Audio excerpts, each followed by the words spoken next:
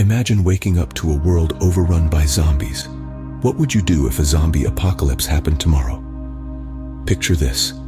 You're sipping your morning coffee, only to look out the window and see your neighbor munching on the mailman. Not the usual Tuesday, right? This hypothetical nightmare is not just a plot for a Hollywood horror flick, but a scenario that has intrigued and terrified us for generations.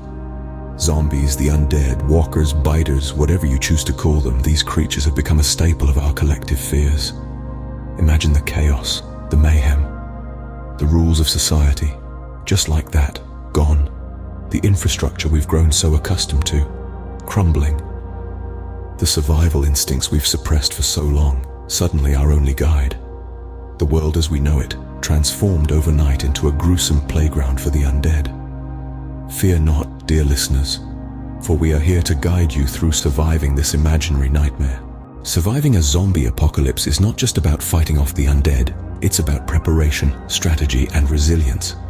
First, let's talk about preparation. Now, I'm not suggesting you start hoarding canned beans and bottled water, but having a well-stocked pantry never hurt anyone, right? Think about the essentials: food, water, medical supplies, and of course a good sturdy baseball bat, for the zombies. And don't forget about a reliable source of power. Solar panels could be your new best friend in a post-apocalyptic world. Next up, strategy. It's all well and good to have a pantry full of beans, but what's the plan when a zombie shows up at your door asking to borrow a cup of sugar? The answer is simple. You don't give them sugar. You run. Have an escape plan and know your surroundings. Identify safe zones, map out multiple routes, and always have a backup plan. Remember, zombies aren't known for their problem-solving skills, so use that to your advantage. Finally, resilience. The zombie apocalypse is not a sprint, it's a marathon. Maybe even an ultra-marathon. It's going to be tough, both physically and mentally. So you need to stay strong and keep your wits about you. It's not just about survival. It's about thriving in a world where the dead walk the earth. So keep up your fitness, maintain a positive mindset, and remember to take time for self-care. Yes, even in a zombie apocalypse, self-care is essential. But let's not forget the most crucial part of all this: humor. A good laugh can be a great stress reliever in dire situations. So keep that sense of humor sharp, folks. After all, who says you can't crack a joke while cracking zombie skulls? Remember, in a zombie apocalypse, your brain is your best weapon. Use it well. Now that you have the survival blueprint, you might be wondering, where's the safest place to be during a zombie apocalypse? Well, let's think about it. One would want a place that's not only geographically isolated, but also has a low population density. The fewer people around, the fewer potential zombies, right? Now, don't start booking your flight to Antarctica just yet. We also need to consider resources. A place might be zombie-free, but if it can't sustain human life, it's not much use, is it? So where does that leave us? The answer might surprise you.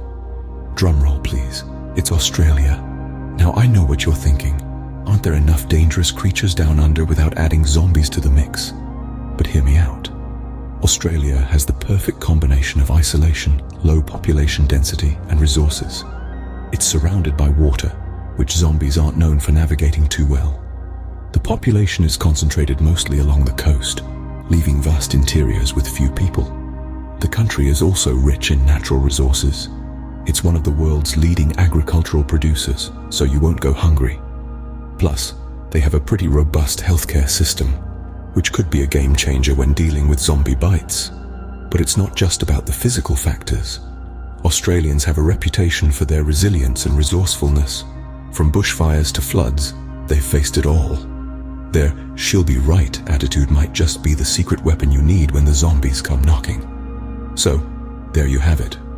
Australia, with its combination of geographical isolation, low population density, and resources, comes out on top as the safest country during a zombie apocalypse. And let's not forget the kangaroos. They might just be the unexpected allies you need when facing the walking dead.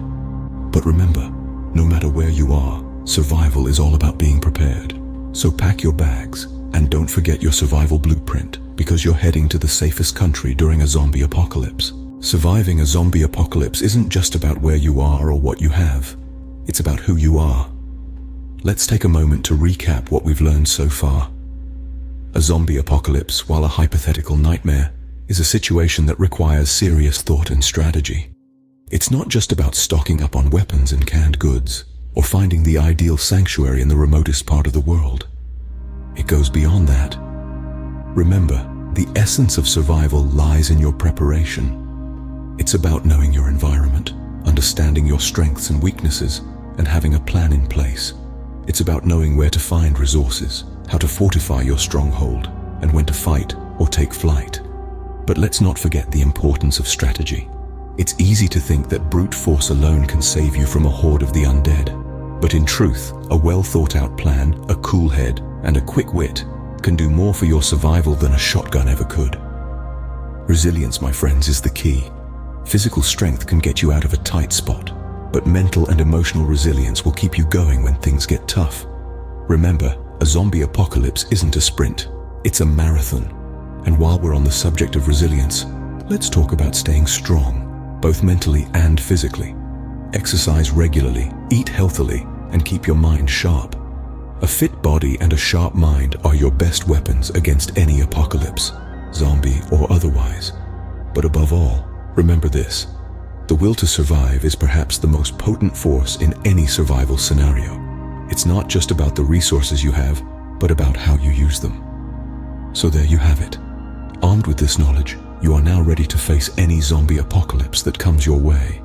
Remember, it's not about surviving the zombies, it's about outliving them